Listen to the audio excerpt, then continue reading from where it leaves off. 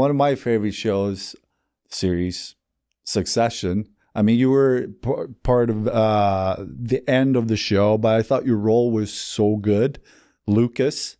How was that show? And watching it, sometimes it felt like I was watching you a little bit. Did you bring a lot of yourself into that role? How dare you, sir? He was a good guy. No, but the humor, like the way he was, it was just funny. He was quick and like I just loved it. It was a dream. It was such a so Jesse Armstrong, the showrunner of Succession, he's a British comedy writer, and he did a show called Peep Show, a terrific British show, and he worked a lot with Armando Iannucci, who created some of my favorite comedy shows like Alan Partridge and The Thick of It and Veep.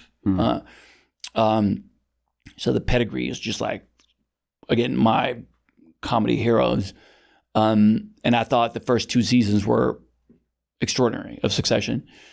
So when they reached out, and at the time it was only going to be a little arc at the end of the 3rd season. Initially it was going to be 2 episodes, and then it ended up being 3. The character was going to pop in a few scenes. But I immediately told my agents, like, if it's with Jesse Armstrong and I love the show and the tone of it, like, of course I want to do it. So yeah, it was,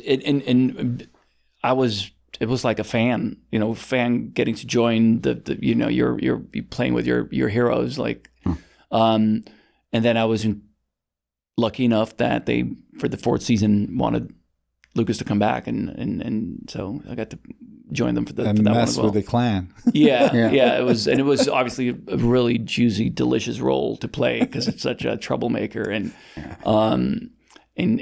just kind of like throwing a wrench into the whole thing of like it was, and the writing was exceptional. Like it seems like a lot of it is improvised, but it really isn't. Some, like, a little bit sometimes, but most of it is just like, even the banter back and forth is like, the precision of the writing was exquisite. Yeah, I'm actually rewatching it now. Yeah. I have a bad memory, so it feels like almost like I'm watching it for the first time. Yeah. But I'm just sitting, like, now I go back and forth to Atlanta a lot. So I watch the show. It's like, I can't wait. Yeah. And I'm watching for the second time. It's better. I agree with you. It's so well written. Yeah, he's a genius, legit, Jesse. Yeah. Is it different for, we've had a few actors on the show here last couple of years, but obviously now, it used to be a lot focused on movies, but now there's so many great series coming out over the last few years. It feels like the market has changed a little bit. Is it different for you committing to a film versus a series? Well, it depends on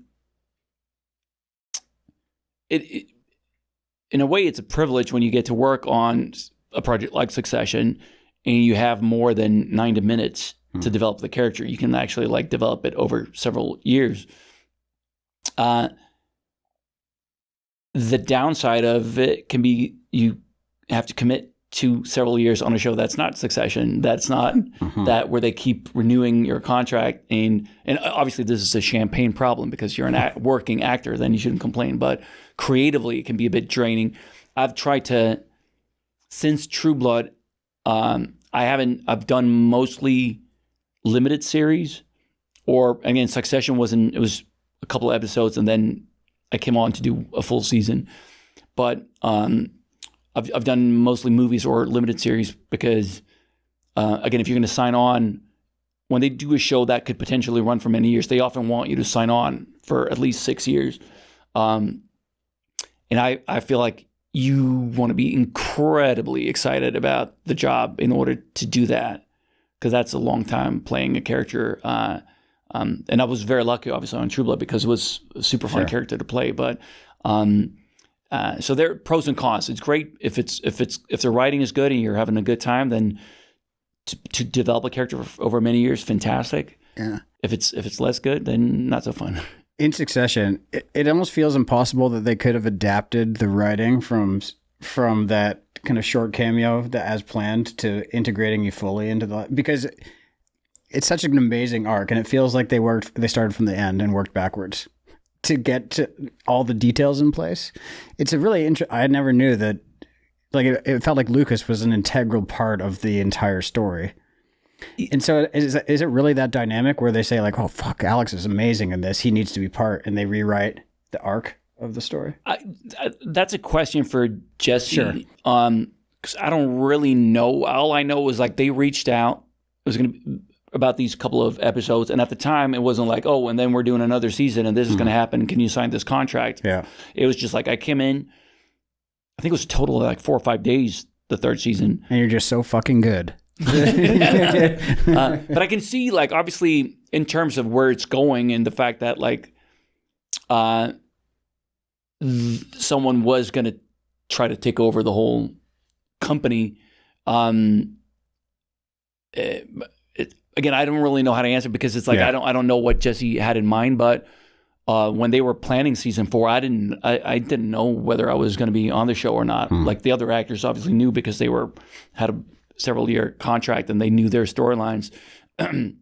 But for me, it was just like, I don't know. And Jesse called me and said, hey, would you be interested in coming back for the next season? And then he was like, and this is kind of how I think it could play out, and and maybe you have this assistant they send Frozen Blood Breaks to. And I was like, Jesse, you had me at hello. Like,